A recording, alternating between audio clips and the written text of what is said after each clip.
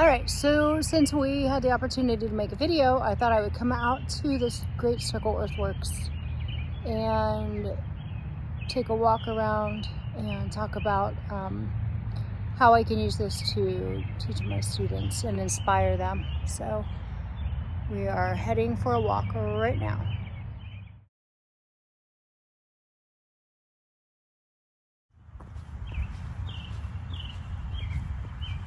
So this is the Great Circle Earthworks.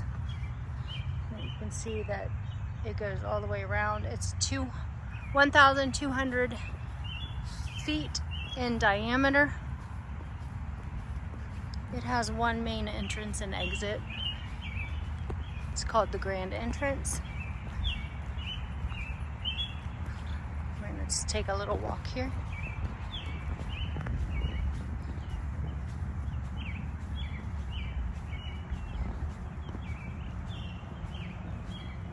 So this is a site that I'm familiar with. I have brought Cub Scouts here for a workshop and an experience here at the mounds.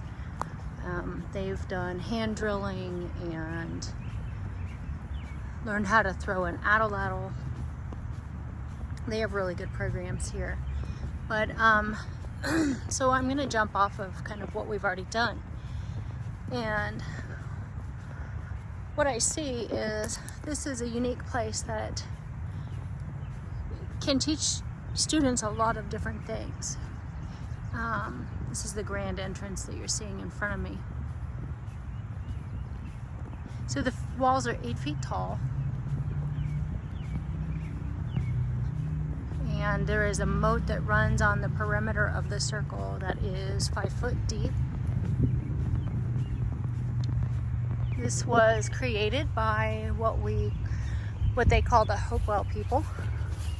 It is part of the Earthworks in Ohio. This is in Newark. This is only one of them in Newark.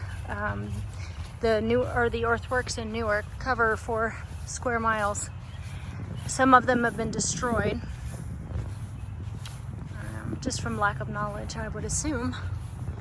But anyway, so this is the grand entrance. So I'm just gonna stand here a second. You can see the far walls. There are some small hills on the middle, which archaeologists have discovered the remains of a wooden structure. And they said that it had been burned down so that it could become one with nature again. And then the mounds were resurrected to protect and to give honor to the ceremonies and different things that had happened there. The actual mounds in the middle there are in the form of an eagle. And anyway, so I'm going to stop here a second and let you view. So there's the moat. So you can see the difference. It's beautiful out here. It's peaceful. So at the moment, this is the only entrance and exit that was created. There is another entrance and exit over the hill on another location to get you into the parking lot. So I'll walk toward the hill in the middle. So how I could use this for my students is I can bring them out here on a field trip, luckily, because I live close enough and my school is close enough here in Licking County.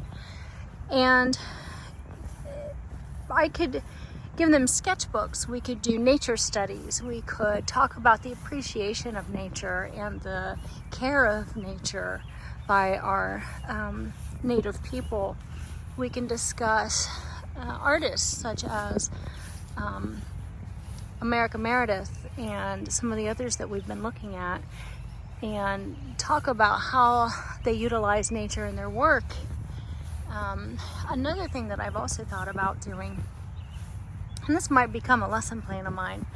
I was actually just discussing this with my gym teacher today, and he liked the idea.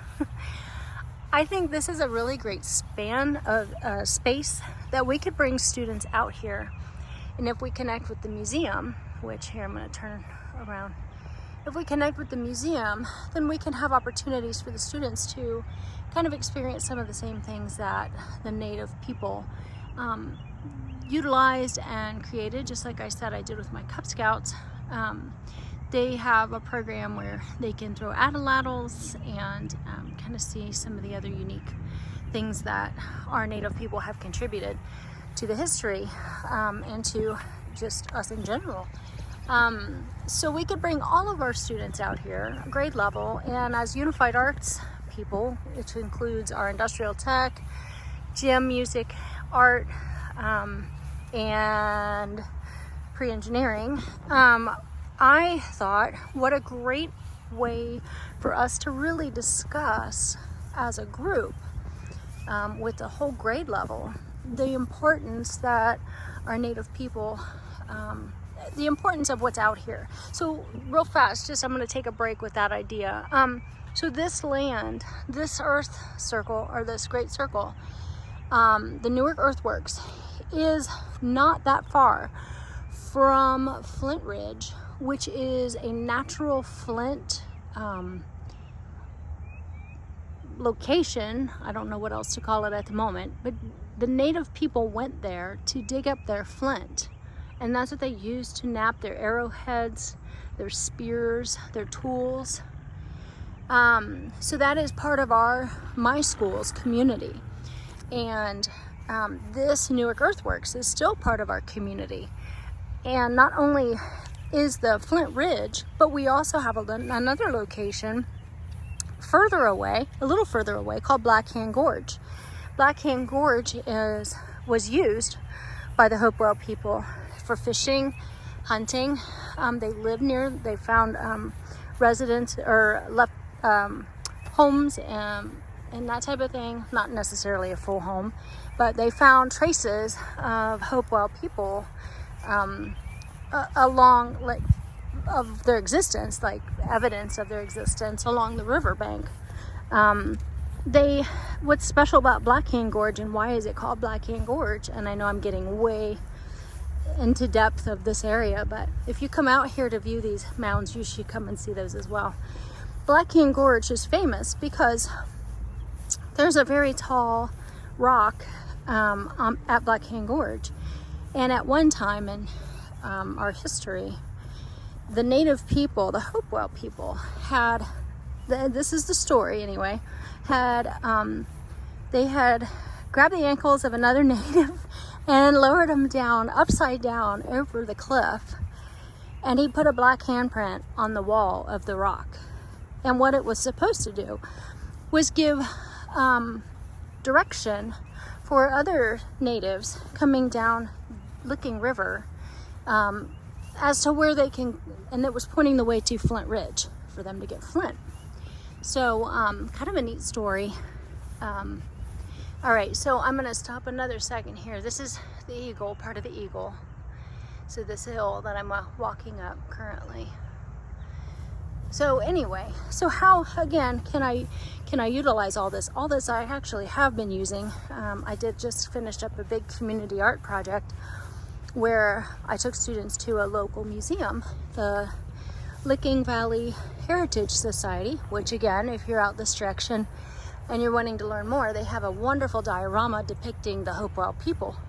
So I took my students there. We looked at flint, we looked at atlatls, we looked at all that stuff.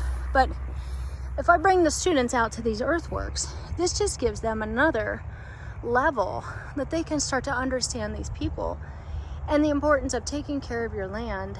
And not only that, but the astronomy, how they've created the mounds to line up with the moon phases, and it's just incredible. And it's not just this location, but it's all the earthworks.